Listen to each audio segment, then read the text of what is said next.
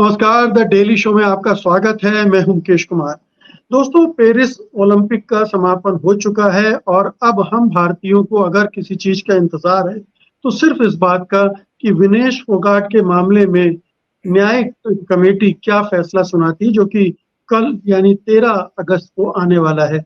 अगर भारत के लिहाज से देखें तो इस ओलंपिक का ही नहीं, पिछले कई ओलंपिक का भी सबसे बड़ा विवाद यही रहा है, क्योंकि एक खिलाड़ी को 100 ग्राम वजन ज्यादा होने की वजह से फाइनल न खेलने देने और पदक जीतने से वंचित कर दिया गया। लेकिन विवाद और भी हुए हैं इस ओलंपिक के दौरान। भारत के ही एक पहलवान को नियम तोड़ने की वजह से प्रतिस्पर्धा से बाहर भी कर दिया गया। लेकिन उससे भी बड़ा विवाद जेंडर के सवाल को लेकर हुआ। कुछ खिलाड़ियों के जेंडर को लेकर सवाल उठे, उनकी बदनामी भी हुई, जैसे कि अल्जीरियाई मुक्केबाज इमाने खलीफ के साथ हुआ। उन्होंने अंततः गोल्ड मेडल जीता। इसी तरह पैराग्वे की तैराक लुआना ओलेंसो को इसलिए वापस भेज दिया गया क्योंकि उनकी खूबसूरती और सोशल मीडिया में उपस्थिति की वजह से उनकी टीम का माहौल खराब हो रहा था। इसके अलावा और कौन से प्रमुख विवाद रहे हैं, ये बताने के लिए हमारे साथ सीधे पेरिस से जुड़ रहे हैं वरिष्ठ खेल पत्रकार और कमेंटेटर आशुतोष देशमुख। आशुतोष जी, आपका कार्यक्रम में स्वागत है। आपसे बातचीत शुरू करूं इसके पहले मैं आपको एक करीब 10-12 साल पुराना वीडियो दिखाना चाहता हूं प्रधानमंत्री मोदी का, और फिर हम उस पर चर्चा करेंगे और फिर बाकी के विवादों पर चर्चा करेंगे। तो मैं अपने एडिटर से दरखास्त करूंगा कि कृपया पहले वो वीडियो प्ले कर दें। 120 करोड़ का देश, जब भी ओलंपिक गेम्स होती हैं उस समय टीवी में, अखबारों में, नेताओं में, सामाजिक जीवन में सब जगह पे चर्चा होती है। इतना बड़ा देश गोल्ड मेडल नहीं मिला, इतना बड़ा देश मेडल नहीं मिला, फलाना देश ये कर गया, ढिकना देश ये कहेगा। मैं सवाल, ठीक है स्थिति है, लेकिन क्या कभी इस देश की शिक्षा व्यवस्था को हमने इसके साथ जोड़ा? हमारी युवा पीढ़ी को हमने अवसर दिया? और क्या मित्रों 120 करोड़ के देश में नहीं मिल सकता है? अरे सिर्फ सेना के जवानों को एक काम दिया जाए कि जो न्यूली रिक्रूटेड सेना के जवान हैं उसमें से मैपिंग किया जाए, स्पोर्ट्स में रुचि वाले हैं उनको एक अलग जगह पे रखा जाए और उनको ही ट्रेनिंग देने का काम शुरू कर दी जाए। मैं बताता हूं मित्रों, 5, 7, 10 तो मेडल ये हमारे सेना के जवान लेकर के आ सकते हैं।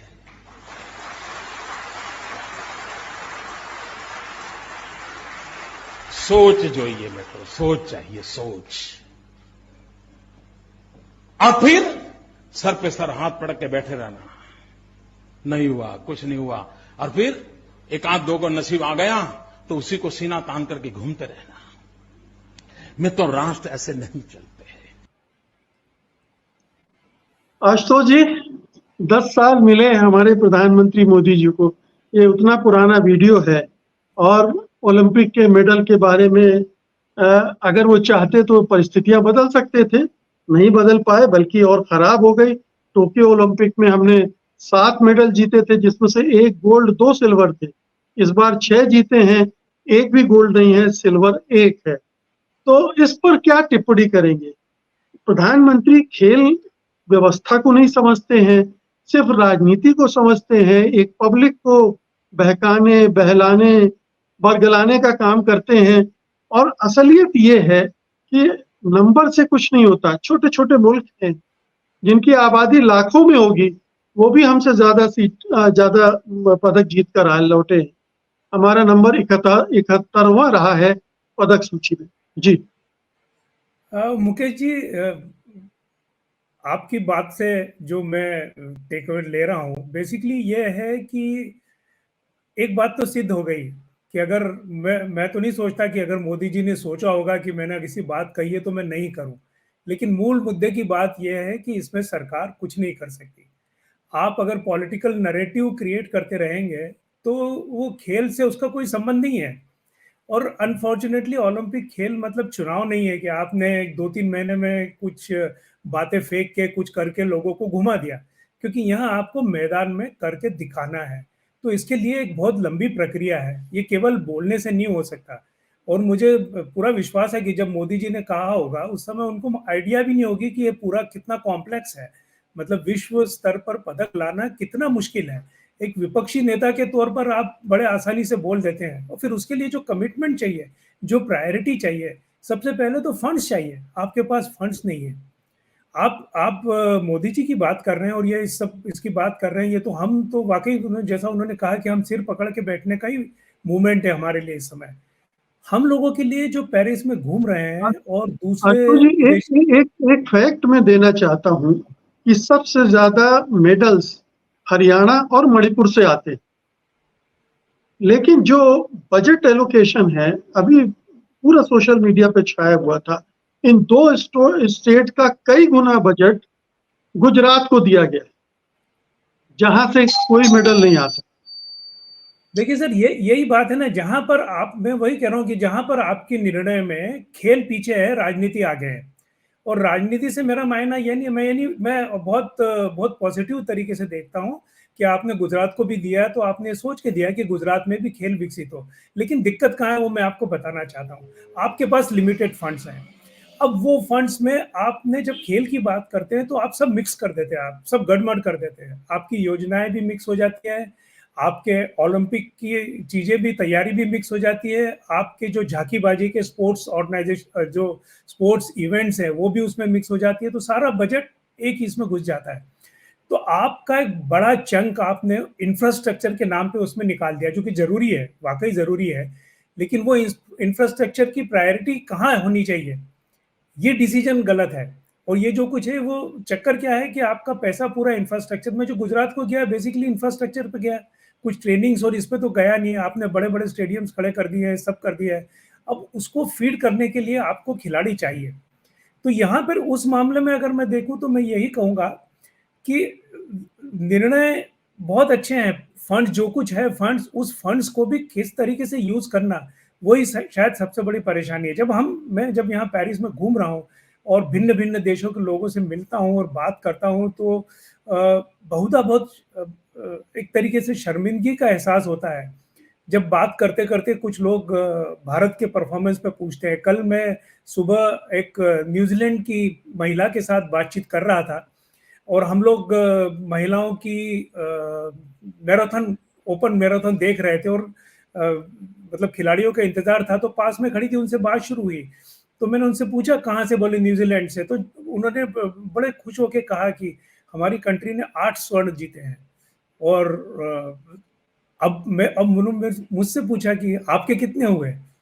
सो आई हैड नो आंसर। मुझे कुछ बताओ। लगभग यही बात मुझे एक चाइनीज दर्शक ने भी पूछी। उसने मुझे सीधे सीधे पूछा कि आप लोग इतने बिलियंस हैं, so why don't you perform well in Olympics. अब इन प्रश्नों का कोई उत्तर नहीं है, क्योंकि इसमें जो भी जितने भी कोशिशें होती है, वो कोशिशें आखिर में जाकर बिल्कुल निजी स्तर पे चली जाती है। तो मुझे लगता है कि ये अभी आप अगले 10 साल बाद भी हम यही सब सुनेंगे। और उसमें भी ब्रजभूषण शरण सिंह जैसे लोग होते हैं जो कुछ अच्छी उम्मीदों वाले खिलाड़ी होते हैं, उनकी राह में भी रोड़ा बन जाते हैं। हाँ, महिला पहलवान ज्यादा अच्छा परफॉर्म कर सकते थे, लेकिन जो कुछ किया उन्होंने और सरकार ने, उसकी वजह से और ज्यादा हमारा जो प्रदर्शन है खराब रहा। ब्रजभूषण सिंह भी जो है वो एक तरीके से आप कह सकते हैं कि एक सिंबॉलिक है। वो ऐसे ब्रजभूषण सिंह आपको हर खेल संगठन में मिलेंगे। और ये खेल संगठन है क्या? ये बेसिकली सब राजनीतिक लोगों की बपोती है। इनके लिए पार्ट टाइम है। जो इनका हाइबरनेशन पीरियड होता है, जब ये राजनीति में नहीं चमक रहे होते हैं, तो ये क्या करें? तो ये सब खेल संगठन इनके कब्जे में है। जब तक इनसे मुक्त नहीं होते, जहां जहां पर ऐसी कोशिशें होगी। अब मैं पेरिस की कल क्लोजिंग सेरेमनी देख रहा था, तो उसमें इंटरनेशनल ओलंपिक कमेटी के जो चेयरमैन है, वो फेंसिंग के स्वर्ण पदक विजेता है। फ्रांस की ओलंपिक कमेटी के जो चेयरमैन है, वो 4 स्वर्ण पदक जीत चुके हैं। तो ऐसे लोग जब एडमिनिस्ट्रेशन में आते हैं तो चीजें बदलती है। अनफॉर्चुनेटली हमारे यहाँ पॉलिटिशियंस को, राजनीति को, संसद में हम बहुत बातें कर लेते हैं, लेकिन वो इतनी बातचीत और विवाद करने की बजाय अगर वो अपने आप को खेल संगठनों से अलग कर दे, तो हमें मुश्किल नहीं है हमारे पास पदक जीतना। बिल्कुल, क्योंकि अब सुविधाओं की कोई कमी नहीं मुकेश जी। अब सुविधाओं की कोई कमी नहीं है। अब हम ये नहीं रो सकते कि हमारे पास इंफ्रास्ट्रक्चर नहीं है। हमारे पास वर्ल्ड क्लास इंफ्रास्ट्रक्चर है। आप पाकिस्तान के जेवलिन थ्रो को देखो, उसके पास नया जेवलिन तक नहीं था। जो हमारी स्थिति थी आज से 10-15 साल पहले, आज हमारे पास सब कुछ है, उसके बाद रिजल्ट्स क्यों नहीं आ रहे हैं? तो वो उसका एकमात्र कारण ये है कि जब तक हम फेयरली उसको ऑर्गेनाइजेशन फेयरली नहीं चलाएंगे तब तक मुश्किल है। तो आशुतोष जी, अब हम लौटते हैं वापस विवादों पर। और सबसे बड़ा विवाद तो हिंदुस्तान में यही रहा है, विनेश फोगाट का। मुझे लगता है कि ओलंपिक का भी सबसे बड़ा विवादों में से एक विवाद विनेश फोगाट का रहा होगा, और उनका फैसला होने वाला है 13 अगस्त को। इसको किस तरह से वहां लिया गया? विनेश का जो, देखिए मैं अभी अभी देख रहा था, मैं इनकी वेबसाइट चेक कर रहा था, ये जो ट्रिब्यूनल अथॉरिटी है वो मुझे अभी तक मैं समझ नहीं पा रहा हूँ कि इस निर्णय में इतना विलंब क्यों हुआ, क्योंकि आज भी मतलब उसके बाद विनेश के इसके बाद उन्होंने 2 डिसीजंस दिए हैं जो रोमानिया के जो एथलीट्स हैं उनके बारे में है, जिम्नास्ट है दोनों रोमानिया के, उनके बारे में उन्होंने निर्णय दिया है, लेकिन फोगाट के बारे में अभी तक निर्णय नहीं दिया है। तो एक तरीके से ये कंट्रोवर्सी थोड़ी बड़ी हो गई है, और बड़ी इसलिए हो गई है क्योंकि ये केवल फोगाट का मामला नहीं है, ये हर रेसलर का, हर वेट लिफ्टर का, जहां जहां पर भी वजन एक क्राइटेरिया है, वो चाहे जो भी इवेंट हो, चाहे वो फेंसिंग हो, चाहे जो हो, सब में ये जो है बहुत बड़ा इशू है। तो इसको कैसे इसको कंट्रोल किया जाए, क्या किया जाए, मेरे ख्याल से इंटरनेशनल ओलंपिक कमेटी भी अभी इस पर कुछ निर्णय नहीं ले पा रही है। और फोगाट का मामले ने इसको बहुत बढ़ा दिया है, क्योंकि मुझे लगता है कि भारत सरकार काफ़ी सक्रिय हो गई है, और इंडियन ओलंपिक कमेटी भी बहुत प्रोएक्टिवली इस मामले में कुछ निर्णय चाहते हैं। और उनका जो प्रेशर है, उस प्रेशर में लगता है कि कुछ चीज़ें शायद क्लियर हो जाए, लेकिन व्यक्तिगत तौर पर मुझे अभी भी नहीं लगता है कि कुछ फोगाट के पक्ष में निर्णय होगा। अगर निर्णय होगा तो उसका शायद कुछ और ही कारण हो सकते हैं, क्योंकि इंटरनेशनल ओलंपिक कमेटी के चेयरमैन ने साफ बता दिया है कि इसमें कुछ मतलब है नहीं, क्योंकि आप जो है अगर आप कहेंगे कि 100 ग्राम अलाउ कर दो तो फिर मैं 101 ग्राम वाले को कैसे मना करूं? तो इसका कोई ये नहीं है। तो अभी जो विद्यमान नियम है उसके हिसाब से तो कुछ बनता नहीं है। और दूसरी बात ये है कि अगर दूसरे इश्यूज को देख के देखा जाए तो वो ओलंपिक जो समिति है फ्रांस की, पेरिस की, उसके विपरीत बात जाती है। तो ये बड़ा कंट्रोवर्शियल सा मामला है, इसलिए मुझे लगता है कि सब खत्म होने के बाद एक निर्णय धीरे से दिया जाएगा। और क्या हो सकता है उस पर हम अभी केवल मतलब अनुमान ही लगा सकते हैं। कल भी हो सकता फैसला ना आए, आपको ये भी लगता हो सकता है कल भी फैसला ना आए? मेरे ख्याल से अब वो कल फैसला कर सकते हैं, क्योंकि काफी प्रेशर कम हो गए हैं। और जो मुख्य जो अभी पेरिस से एक बार जब ये मुक्त हो गई ओलंपिक कमेटी, खेलों का जो समापन जिस तरीके से हुआ है, उसके बाद मुझे लगता है कि कल शायद फैसला आ जाए। और अगर नहीं आया है तो एक बहुत ही ब्रॉडर इशू बनाकर वो वापस भेज सकती है इंटरनेशनल ओलंपिक कमेटी के पास कि इसके ऊपर आप मतलब पर, लेकिन उस हर मामले में उनको ये फैसला तो देना ही पड़ेगा कि फोगाट को सिल्वर मेडल देना है या नहीं। और वो फैसला मेरे ख्याल से कल 13 तारीख का जो उन्होंने बताया है उसमें आ जाना चाहिए। मेरा अगला सवाल एक अगले विवाद को लेकर है, जो जेंडर इश्यूज को लेकर था। अल्जेरियन बॉक्सर है इमान खलीफ, जिसको लेकर बड़ा हंगामा हुआ, और उन्होंने गोल्ड जीता हालांकि, और फिर पूरे उनके देश में उसका जश्न भी मनाया गया। लेकिन एक ये अप्रिय विवाद था जो उनको लेकर हुआ। इस विवाद पर क्या सोचते हैं? मुकेश जी, अगर आप मुझे थोड़ा सा समय दें तो मैं आपको वापस विनेश की तरफ लेके जाता हूं, क्योंकि हमने जो पिछली बातचीत की थी उसमें कई प्रश्न लोगों ने पूछे थे। तो जहां पे मुझे ऐसा लगता है कि कुछ 2-4 प्रश्न हैं जिनको हम थोड़ा सा और क्लैरिटी कर लेते हैं, ताकि अगर जो भी डिसीजन आएगा उसमें हमारे भारतीय दर्शक भी समझ सकेंगे कि ये जो मतलब मामला दरअसल हुआ क्या है। तो इसमें जो कुछ प्रश्न जो उठ रहे थे बार बार, तो अगर आप कहें तो मैं 2-3 चीजों की भी बात कर लूं इसमें, जिसमें एक सबसे बड़ी तो ये बात थी कि जो बार बार कही जा रही थी कि क्या विनेश 50 किलोग्राम कैटेगरी में क्यों खेली। अब इसमें मुख्य बात यह है कि विनेश को इतनी दिक्कत क्यों हुई 100 ग्राम की। तो आप ये समझिए कि विनेश का जो नॉर्मल वेट है वो 55 किलो है। तो 55 किलो को जब आप 50 किलो तक ले जाते हो तो उसकी जो मशक्कत है उसका फर्क उस पर पड़ा है। दूसरा ये सवाल लोगों ने बार बार पूछा है कि ये 2 बार क्यों लिया, पहले दिन जब ले लिया था तो उसी को माना जाना था। तो ये इंटरनेशनल रूल्स हैं जो टोक्यो ओलंपिक से हुए हैं, जिसके कारण ये इसमें कोई परिवर्तन नहीं हो सकता। तीसरा ये पूछा है कि क्या फोगट विनेश क्या ये निर्णय नहीं ले सकती थी कि वो मतलब बीमार है, या उसकी टीम बोल देती बीमार है और वो बाहर हो जाती तो उसको सिल्वर मिलता। तो ये बिल्कुल नहीं होता, क्योंकि उस कंडीशन में भी आपको सर्टिफिकेशन जो है वो ओलंपिक कमेटी के मेडिकल टीम से होना चाहिए था, और वो निश्चित तौर पर ऐसे कोई स्टेटमेंट देते नहीं। और उस कंडीशन में भी अगर वो नहीं जाती वेइंग पर तो भी वो डिस्क्वालीफाई ही होती। तो ये सब चीजें थी जिनको लेके बात हुई थी। अब जो मामला आप जिसका जिक्र कर रहे हैं वो ईमान खलीफ का है, और ईमान खलीफ जो अल्जीरियन बॉक्सर है। मुकेश जी, ये मुझे लगता है कि मैंने बॉक्सिंग का एक ही दिन गया था मैं, और वो जो एक मैंने मैच जो देखा था बॉक्सिंग का, वो जिस दिन गया था, और वो मैं गया इसलिए था क्योंकि हमारी भारतीय बॉक्सर का उस समय मुकाबला था, जो कि देखते देखते एक झटके में खत्म हो गया। और उसके दूसरे या तीसरा बाउट ये था, और जब खेलने के लिए जब मैदान में उतरी, तब उस समय जो उनके खिलाफ जो बेसिकली इटालियन जो दर्शक थे, उन लोगों ने कुछ थोड़ी आवाजें की थी, लेकिन कोई बहुत ज्यादा नहीं हुआ था। लेकिन जो उनकी जो एंजेला, जो उसकी काउंटर इटालियन बॉक्सर थी, उसने खेल शुरू होने के पहले, जैसे ही खेल शुरू हुआ उसके बाद पहला मूवमेंट में, पहले 2-3 सेकंड में ही उसने ब्रेक लिया और वो अपने कोच के पास गई और उसने अपना हेड गियर जो है उसको ठीक कराया। तो हम लोगों को लगा शायद कि हेड गियर पे लग गया होगा मुक्का, इसलिए वो, कई बार ऐसा होता है बॉक्सिंग केस में।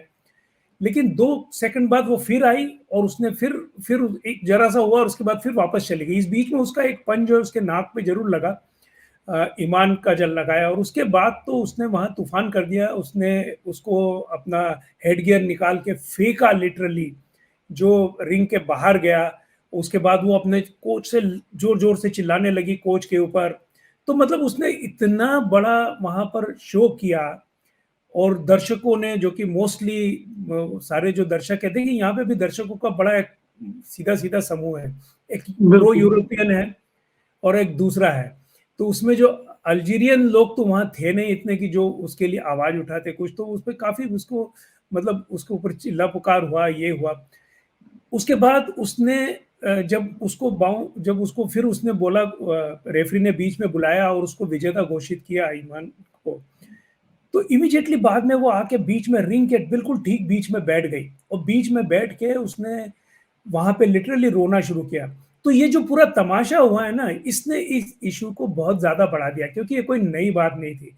जो जितने भी बॉक्सर्स थे वो सब जानते थे कि 2 बॉक्सर्स, जो कि एक ताइवान की थी और ईमान है, इनको दोनों को ओलंपिक रेसलिंग फेडरेशन ने अनुमति दी है, ओलंपिक समिति ने अनुमति दी है, क्योंकि ये झगड़ा कुछ इस ओलंपिक का नहीं था। इस झगड़े की शुरुआत हमारी दिल्ली में हुई थी, जब हमने विश्व कप बॉक्सिंग आयोजित की थी, और उसमें इन दोनों को बाहर कर दिया था, ईमान को और इनको। क्योंकि हमारे यहाँ पे जो मेडिकल टेस्ट हुई थी उसमें ये कहा गया कि इनके जो पुरुष क्रोमोसोम्स है वो ज्यादा देखे गए, और ये मान लिया गया कि ये पुरुष है। और इंटरनेशनल ओलंपिक कमेटी का ये कहना है कि वो जो भी टेस्ट हुई उसका डॉक्यूमेंटेशन नहीं हुआ और वो नहीं हुआ, तो उस इशू को वहां से चला है। तो अब ईमान को लेके बड़ा जेंडर का इशू हो गया है कि ये क्या हो सकता है। अब मुद्दा लेकिन ये है ओलंपिक कि कमेटी ने अपने स्तर पर तो टेस्ट किया होगा, जेंडर टेस्ट हुआ होगा उनका। देखिए, ओलंपिक कमेटी सारे मामलों में खेलों के इसमें सीधे हस्तक्षेप नहीं करती है। उनके जो प्रवक्ता है मार्क, उन्होंने सबसे पहले क्लियर किया कि खेलों में कौन खेले और कैसा खेले ये रिस्पेक्टिव एसोसिएशन का काम है, हमारा काम नहीं है। लेकिन इसमें खेल ये है कि ये जो वर्ल्ड इंटरनेशनल बॉक्सिंग फेडरेशन जो था मेन पहला, वो पूरा रशियन कंट्रोल में था।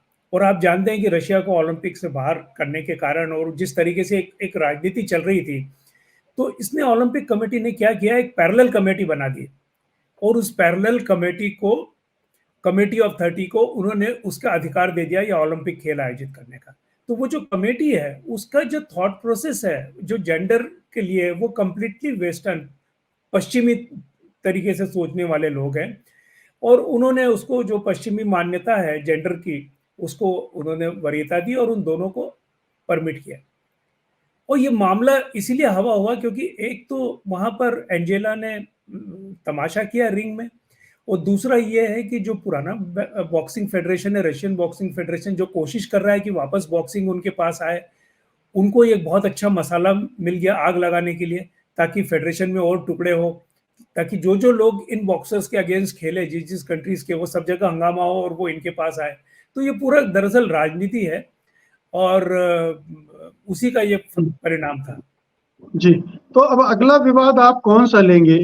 विवाद इंडिया हाउस का भी है और दूसरे विवाद भी हैं, मसलन जो सीरियन रिवर है उसके पॉल्यूशन का है, ओपनिंग और क्लोजिंग सेरेमनी से जुड़े भी विवाद रहे। मुकेश जी, मुझे लगता है कि हमने अंतिम पंगल पर बात करना चाहिए, जिसने 53 कैटेगरी में बिल्कुल।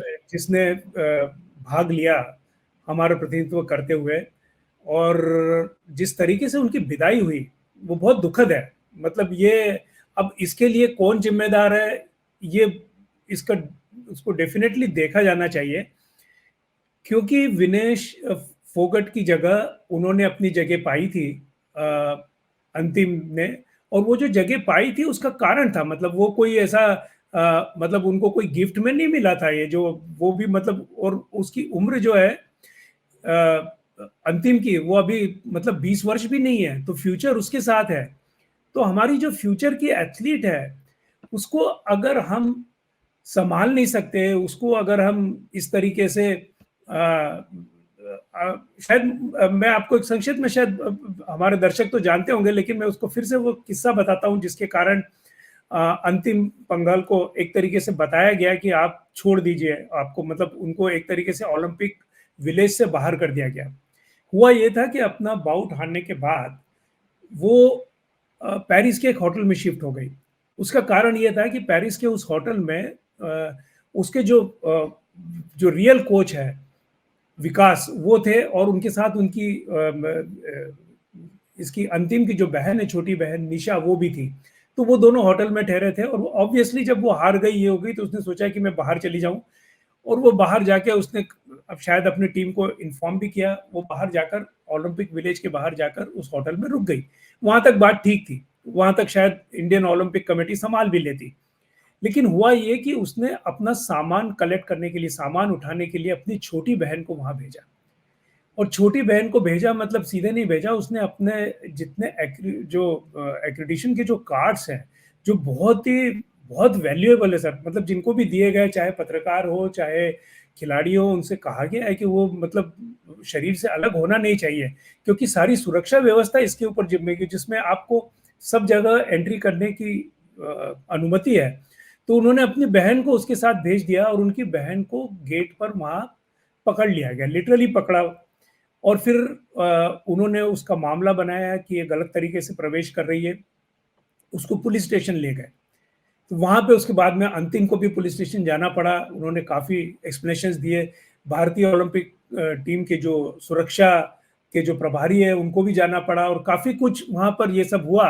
और उसमें मेरे ख्याल से इंडियन ओलंपिक कमेटी ने स्वीकार किया कि गलती हुई है, और ये गलती को मानकर उन्होंने कहा कि उसका एक्रेडिशन हम रद्द कर रहे हैं। तो एक्रेडिशन रद्द करने का सीधा मतलब है कि अब आपकी रवानगी है यहाँ से। तो वैसे ही उनकी वहां से रवानगी कर दी गई। और उसके बाद मतलब शायद ये मामला इतना ही नहीं रहा हो, उनके पंगल के जो ऑफिशियल कोच थे उसमें वो जो कोच थे, वो दोनों लोग जो हैं, वो दोनों जब मैच खत्म हो गया और ये सब खत्म हो गया, तो वो पेरिस घूमने के लिए गए। और कहते हैं कि उन्होंने एक टैक्सी की और टैक्सी में लौट रहे थे, और जब वो लौट रहे थे तब मतलब ऐसा आरोप है कि उन्होंने भरपूर शराब का सेवन किया हुआ था, या जो भी हुआ हो। लेकिन जब लौटे तब वहां पर ओलंपिक विलेज पर उनकी किराए को लेकर कुछ बातचीत टैक्सी ड्राइवर के साथ हुई।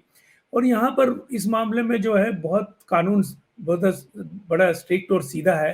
टैक्सी ड्राइवर ने पुलिस को कंप्लेंट की, और उन दोनों को भी पुलिस ने अपने कब्जे में लिया और बाद में बड़ी मशक्कत के बाद इंडियन ओलंपिक कमेटी ने उस मामले से रुखसत पाई और सबको विदा कर दिया। अभी ये बहुत ही दुर्भाग्यपूर्ण है। देखिए, अंतिम वो खिलाड़ी है जो वर्ल्ड चैंपियनशिप में पिछले साल ब्रॉन्ज मेडल जीत के जिसने सीधे प्रवेश पाया था ओलंपिक में।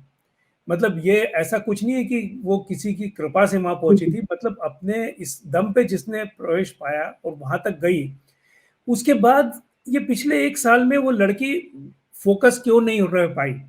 मतलब हम जब बात करते हैं कि मौके नहीं मिलते तो यहाँ पर भरपूर मौके थे, उनको यूरोप में ट्रेनिंग दी गई, सब दिया गया, और उसके बाद लेकिन मुझे लगता है कि जो कमी है वो ये है कि हम अपने एथलीट्स को शायद जो मैनेजमेंट की कमी है, जो विश्व स्तर पर आते हैं उनको जो बेसिक एटिकेट्स हैं, जो बेसिक विश्व में दूसरे खिलाड़ियों के साथ रहने या विश्व में दूसरी जगह पर रहने के लिए क्या जरूरत है, क्या है, उसका एक सेंसिटाइजेशन प्रोग्राम होना चाहिए। मेरे ख्याल से होता भी होगा, लेकिन शायद उसको बहुत लाइटली लेते होंगे।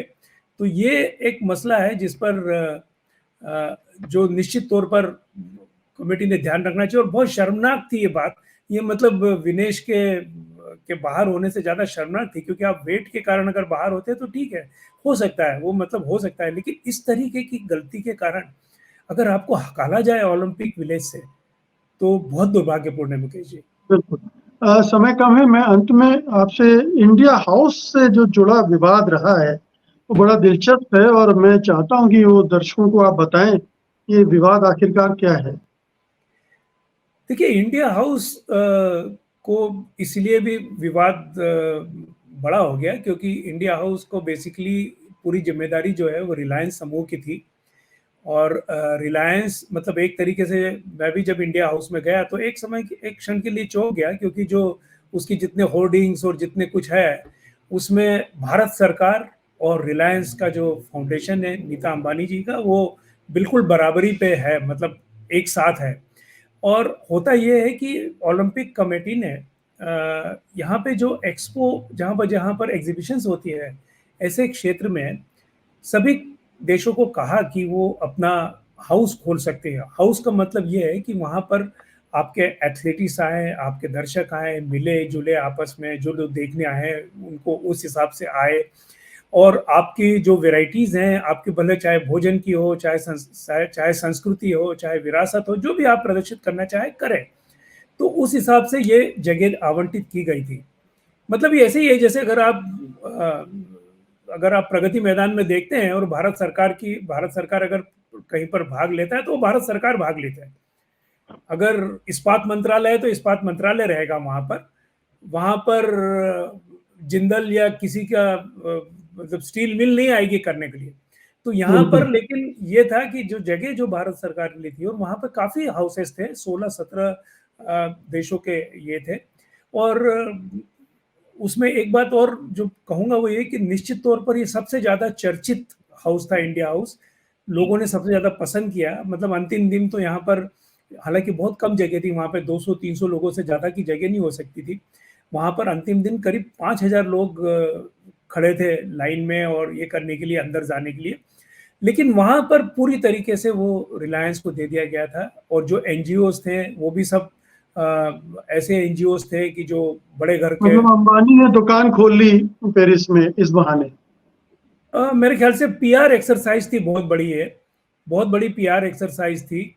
और मेरा ये मानना है कि अगर पर्दे के पीछे अगर अंबानी कोशिश कर रहे हैं कि 36 का ओलंपिक के लिए इंडिया को दावेदार बनाने के लिए, अगर उस प्रक्रिया में कुछ हुआ हो, लेकिन इसका ये हुआ कि मतलब लोग उसमें से काफी कुछ पत्रकार भी जो भारत के कुछ पत्रकार थे, जो नियमित, जो मेरे एक मित्र थे जो वहाँ काफी गए, उन्होंने तो एक लंबा चौड़ा इंदौर के एक अखबार प्रभात किरण में प्रकाश पुरोहित जी ने काफी बड़ा एक ये भी लिखा कि ये मतलब ये क्या है, ये जो आप जो इंडिया हाउस जो है आपने इसे तो दे दिया किसी को।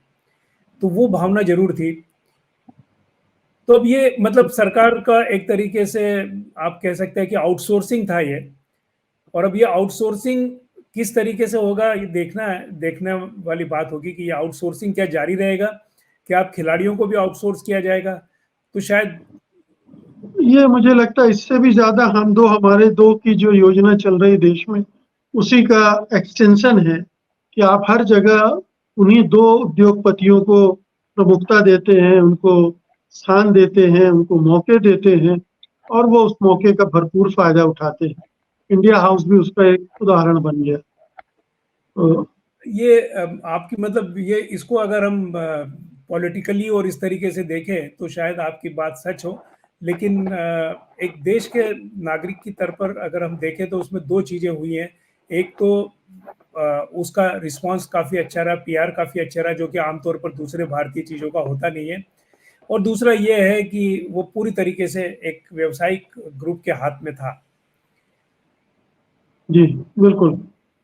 तो अंत में कोई और विवाद जो आप जिसको डिस्कस करना चाहें, समय कम है, और संक्षेप में। बस छोटी सी बात जो हम लोग, मुझे ऐसा लगता है कि अगर ये आयोजन हमें मिलता तो हमने तो G20 में इससे ज्यादा धमाका कर दिया था जितना पेरिस शायद अपने ओलंपिक में नहीं कर पाया। जो इसकी ओपनिंग सेरेमनी थी उसको भी वो भी काफी विवाद में फंस गई थी। उसमें एक सबसे बड़ा विवाद जो था वो कैथोलिक क्रिश्चियन फेटर्निटी की तरफ से आया था, और वो ये था कि जो एक डांस प्रस्तुत किया गया था, डांस और एक प्रस्तुति जो थी वो जो क्राइस्ट का जो बहुत फेमस लास्ट सपर है उसके साथ कुछ मिलती जुलती थी, तो उसके ऊपर काफी विवाद चल रहा है। और सबसे बड़ा जो है, मैंने कल देर रात को क्लोजिंग सेरेमनी देखी। रात को 9 बजे क्लोजिंग सेरेमनी पेरिस टाइम के हिसाब से शुरू हुई और करीब 12:30 बजे 1 बजे के करीब खत्म हुई। मुकेश जी, मतलब पूरी तरीके से जिसे कह सकते हैं आप अनऑर्गेनाइज सी थी। मतलब आपके जो स्टेज, मतलब उसको अगर आप देखेंगे, उसको हमारे दर्शकों ने देखा होगा कि बीच में स्टेज के लिए जगह थी और उसके चारों तरफ सारे एथलीट्स थे जो दुनिया भर से आए हुए थे। उनको एक बार परेड के बाद मैदान उनको सौंप गया था। लेकिन इनमें से कुछ एथलीट जो है वो उस स्टेज पे चढ़ गए जहां पर मुख्य संगीत और वो नाटक, तो वो इतना कैओस हुआ 2-3 मिनट के लिए, और आखिर में उनको उनकी उपस्थिति में ही प्रोग्राम शुरू करना पड़ा। और दूसरी तरीके से अदर देन टॉम क्रूज और उनकी एंट्री जिस तरीके से की, उसके अलावा जो दूसरा जो पूरा जो लाइट एंड फायर का जो शो था, मेरे ख्याल से उससे बेहतर शो हम लोग अपने यहाँ इंडिया में करते हैं। तो बहुत ऐसा, मतलब वहां बैठ के मुझे ऐसा लगा नहीं कि मैं किसी ओलंपिक कमेटी का कोई, मतलब किसी ओलंपिक आयोजन की क्लोजिंग सेरेमनी देख रहा हूँ। बड़ा ठंडा ठंडा सा था। दूसरा, फ्रांस का सबसे बड़ा विवाद पॉल्यूशन को लेकर था, प्रदूषण को लेकर, क्योंकि जो सीन नदी है जिसके ऊपर जहां पर ये पूरा ओपनिंग सेरेमनी हुई, उसको जो फ्रांस के राष्ट्रपति है मैक्रोन, उनका यह अरमान था कि उसको स्वच्छ करके गंगा की तरह, और उसी पे सब हो। और वहां पर अगर मत बोलिए, गंगा स्वच्छ नहीं हुई है, लेकिन हुआ वो गंगा की तरह ही था। जो फ्रेंच लोग बोल रहे हैं वो यही कह रहे हैं कि ये गंगा की तरह ही था एक तरीके से, क्योंकि स्वच्छ नहीं हुआ। और उसमें उन्होंने मैराथन कराई स्विमिंग की, और उस मैराथन के बाद कम से कम 5 खिलाड़ी जो है वो हॉस्पिटलाइज हुए हैं। और सबको जो, मतलब जैसे होता है हमारे यहाँ पे, जो अगर आप ऐसे मटमैले पानी में कूद के अगर नहाए तो जिस तरीके से पेट की बीमारियां होती है, वैसे 5 खिलाड़ियों को हॉस्पिटलाइज करना पड़ा। तो ये एक बहुत बड़ा इशू रहा पेरिस में। लेकिन आखिर में आके पेरिस, मतलब फ्रेंच लोग जो है वो इससे जुड़ गए थे। हालांकि शुरू में बड़े डिटेच थे और कहते थे कि हम तो बाहर निकल जाएंगे। काफी लोग बाहर निकल भी गए और अब बाद में अफसोस भी कर रहे हैं कि उन्होंने एक अच्छा ये किया। मुझे जानकर अचंभा हुआ कि मेरी बेटी ने बताया कि उनके ऑफिस में उनके साथ जो फ्रेंच लोग हैं, उनमें से मतलब 10 में से केवल एक ने एक इवेंट टिकट लेके देखी, बाकी 9 लोगों ने केवल टेलीविजन पर देखा।